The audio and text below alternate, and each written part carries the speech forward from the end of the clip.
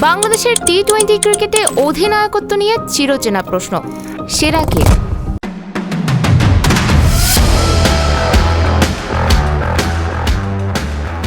অভিজ্ঞতার ভারে এগিয়ে কেউ, আবার জয়ের হারে চমক দেখাচ্ছেন অন্য কেউ।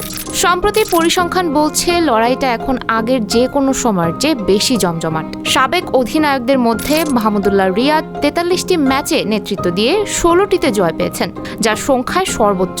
তবে ২৬টি পরাজয় এবং ধারাবাহিকতার অভাব তার রেকর্ডে স্পষ্ট। অন্যদিকে সাকিব আল হাসান ৩৯টি ম্যাচে নেতৃত্ব দিয়ে ১৬টি জয় ও ২৩টি হার নিয়ে অভিজ্ঞতায় এগিয়ে আছেন। মাশরাফি বিন মুর্তজাদ ২৮ ম্যাচে উপহার দিয়েছেন ১০টি জয়। দলকে লড়াকু মানসিকতায় তৈরিতে তার অবদান ছিল অনস্বীকার্য। বর্তমানে জয়ের ভারসাম্যে ইতিবাচক অবস্থানে আছেন লিটন দাস। তার অধীনে ২৯টি ম্যাচের ১৫টিতেই জয় পেয়েছে বাংলাদেশ। তবে সবচেয়ে চমক রয়েছে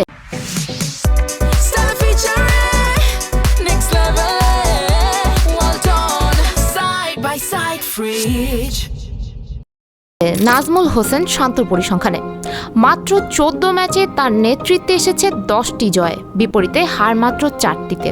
অভিজ্ঞতা, জয়ের হার আর নেতৃত্বের প্রভাব সব মিলিয়ে বাংলাদেশের টি-20 অধিনায়কত্বের স্পষ্ট কোনো একক নাম নয়, বরং সময় ভেদে বদলেছে সেরার সংজ্ঞা।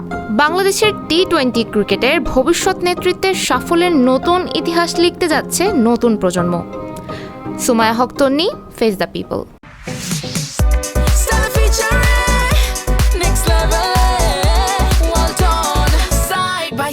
Fridge